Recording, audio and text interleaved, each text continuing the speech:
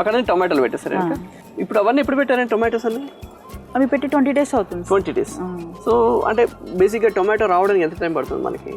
1 month, 1.5 month 1.5 month వచ్చేస్తుంది sir. So అంటే మనం టొమాటో వేసుకుంటప్పుడు నారు 15 days ఒకసారి 15 days ఒకసారి వేసుకోవాలంటారు కదండి.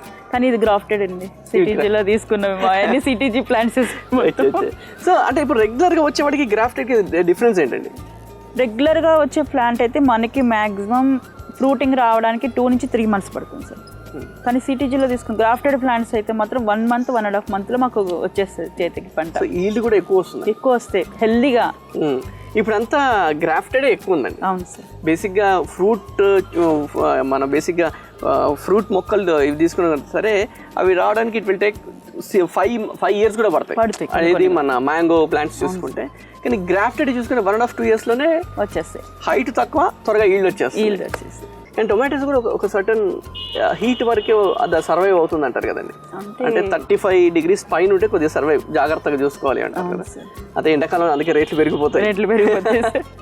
దానికి మనం ఇంట్లో మనం చూసుకోవచ్చు సార్. మనం తెలిసిన వాళ్ళు ఐడియా ప్రకారం చూసుకుంటే మనం కొంచెం కేర్ తీసుకోవచ్చు, మనం పండించేసుకోవచ్చు ఇంట్లో.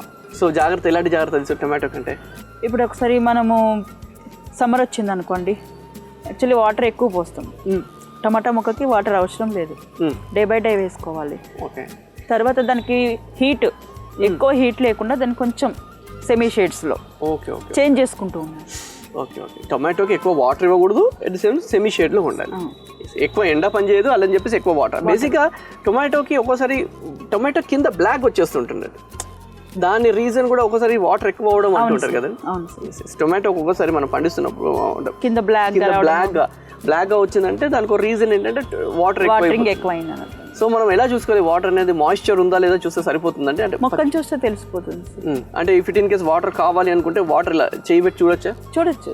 ఇలా చూస్తే కొద్దిగా మాయిశ్చర్ పచ్చిగా ఉందంటే ఓకే ఫైన్, నీళ్ళు ఉన్నట్టు, మరీ ఎండిపోతే లేనట్టు.